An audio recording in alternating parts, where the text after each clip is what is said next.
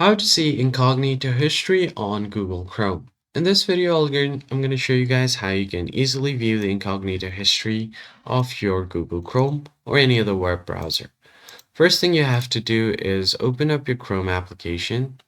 And once that is done, you're just going to have to go to this three lines and then open up a new incognito window.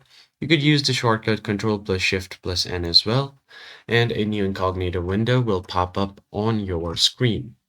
Then all you have to do here is search for this URL right here, type in Chrome, and then type in colon, double slash, and then type in a Chrome URLs. Once you have done that, you'll see a list of all of the Chrome's URL. Scroll down until you find the history section. Now click on this history option. You could also try to choose these options as well. And once you click on it, you'll be able to see your incognito history on Google Chrome. That's pretty much it, guys. I hope this tutorial was helpful to you guys. I'll see you on the next one.